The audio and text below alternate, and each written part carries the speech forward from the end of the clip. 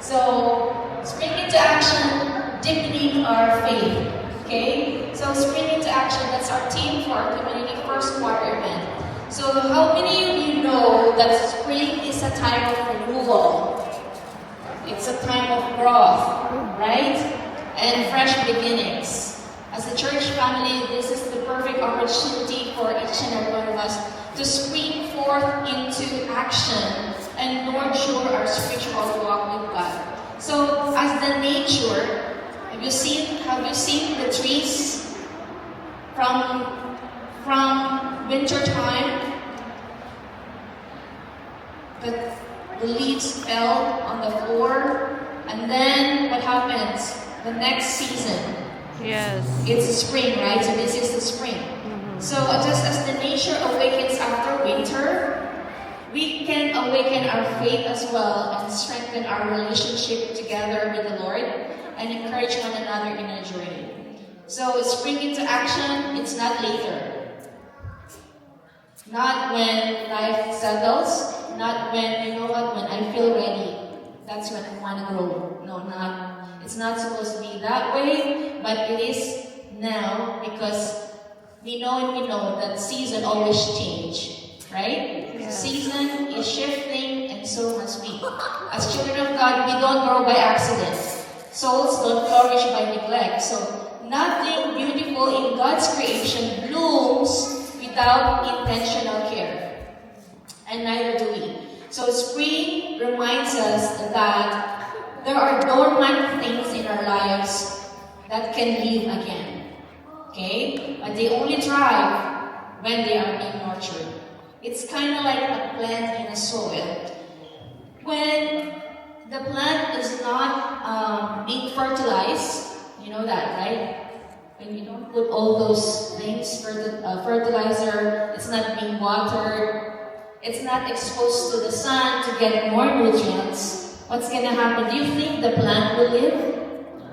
No, right? So it's the same with us. If we neglect to nurture our spirit, okay, in the Lord, we don't expect ourselves to bloom, to flourish. And that's why we have to be intentional as Yeah. So let's get intentional with our walk with God. Okay, I want to share to you like 5 steps, just very quick. 5 steps in nurturing and cultivating your soul with God. The first one is guard our soul.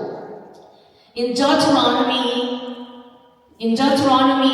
4:9, NASB, it says here, only give heed to yourself and keep your soul diligently, so that you do not forget the things which your eyes have seen, and they do not depart from your heart all the days of your life, but make them known to your sons and your grandsons.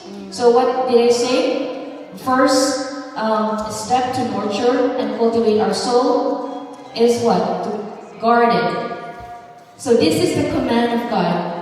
Command believers to diligently guard their hearts against forgetting God's work and commandments, so that we don't slip away. So always guard our hearts diligently, not to forget what God has done and what He has about to do in us. Okay? So this verse in Deuteronomy reminds us that spiritual growth requires intentional care, as just what I said a while ago, just like tending a garden. Yeah. Okay, we need to tend our garden, which is our heart. Okay, we are gardeners of our inner life. So what we feed grows, what we neglect withers. Do you believe that? What we feed to ourselves, it grows. When we feed love, then love overflows from the inside out. Amen. Okay? And always remember that love should abound from our hearts, because everything follows. Amen? Okay, next is number 2 step is restore and refresh our soul. That's how we nurture and cultivate it. We need to restore and refresh our soul. In Psalms 23 verse 3 and NIV, He refreshes my soul, He guides me along the right paths for His name's sake. So spring reminds us that God is always in the business of renewal. Okay? So what looks like dormant before is never dead in His hands. Okay? So in the same way, He awakens the gift that have been sleeping beneath the surface, if we allow it. Okay? And He also breathes strength into our hearts when we feel tired, when we feel weary. He also restores what life has drained and, guides us back into alignment with His purpose. So that's how we restore and refresh our soul. Allow Him. So if you feel weary, burdened, remember this promise. His promise is not to demand more from you, but to give you rest. Jesus Himself invited us in Matthew 11:28. What did He say? Come to me, all of you who are weary and burdened, and I will give you rest. So that's His promise to us. But He said, come. But if you don't come to Him, we're not intentional with our walk with Him, then we will not expect to grow. We will not expect to be nurtured. We will not expect to be restored. So it has to be intentional, coming from our hearts. So let this season be our reminder, like a well-watered garden, like a spring whose waters never fail. Wow. So even when we feel like there's dryness, there's emptiness, there's a time where we feel like we're barren, nothing is going on. There's a silence in our lives. God does not withdraw His care to us. He's always there. It's just us probably doesn't notice His presence. So always nourish your soul. Seasons may change, but His provision does not. In the very places that when it's a sun-scorched heat, He becomes the well that never runs dry. So when you are thirsty and you walk with Him, always depend on the well, the spring. He's the living water.